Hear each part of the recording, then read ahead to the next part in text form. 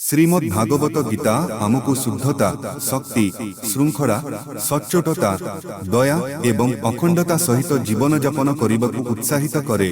भगवद गीता रे 18टी अध्याय रे 700 श्लोक अछि।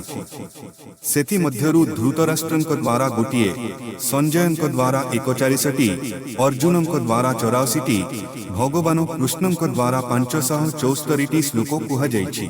आसंतु संक्षेप रे जानिबा किछि गीता कथा।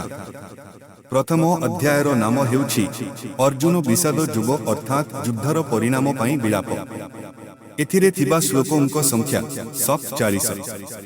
द्वितीय अध्यायर नाम हेउछि सांख्य युग अर्थात विश्लेषणात्मक ज्ञानर युग। एथिरे थिबा श्लोकंक संख्या 72। तृतीय अध्याय कर्म युग अर्थात कार्यर युग। एथिरे थिबा श्लोकंक संख्या 43। चतुर्थ अध्याय दिव्य ज्ञान युग अर्थात कार्यर श्रृंखला एवं ज्ञान युग। एथिरे थिबा श्लोकंक संख्या 42। पंचम अध्याय कर्म संन्यास युग अर्थात त्यागर युग। एथिरे थिबा श्लोकंक संख्या 29। षष्ठ अध्याय ध्यान युग अर्थात ध्यानर युग। एथिरे थिबा श्लोकंक संख्या 47। सप्तम अध्याय ज्ञान विज्ञान युग अर्थात ईश्वरीय ज्ञानर वास्तवता माध्यमरे युग। एथिरे थिबा श्लोकंक संख्या 30। अष्टम अध्याय क्षर ब्रह्म युग अर्थात भगवत प्राप्ति युग। एथिरे थिबा श्लोकंक संख्या 28। नवम अध्याय राज विद्या युग अर्थात विज्ञानर माध्यमरे युग। एथिरे थिबा श्लोकंक संख्या 34। दशम अध्याय विभूति युग अर्थात ईश्वरंक अनंत ऐश्वर्य को प्रशंसा करी युग। एथिरे थिबा श्लोकंक संख्या 42। एकादश अध्याय विश्व रूप दर्शन युग अर्थात भगवानंक विश्व रूप दर्शन माध्यमरे युग। एथिरे थिबा श्लोकंक संख्या 55। द्वादश अध्याय भक्ति युग अर्थात भक्तिर युग। एथिरे थिबा श्लोकंक संख्या 20।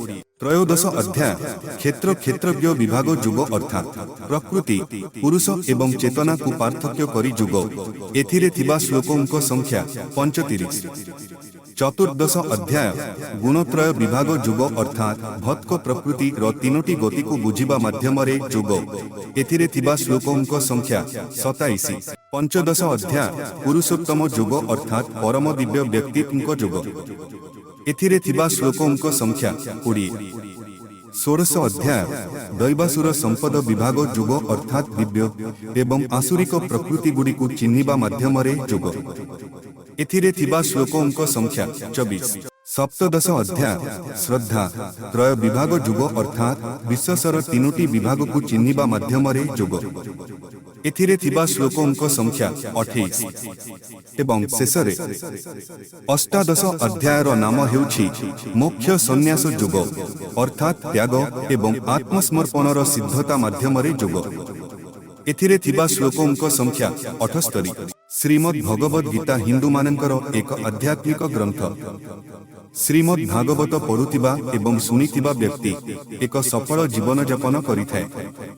तुमे तुमर प्रकृति तुमर मनोभाव तुमर प्रतिक्रिया और तुमर आचरण इत्यादि रे एक गुरुत्वपूर्ण परिवर्तन लक्ष्य करिब।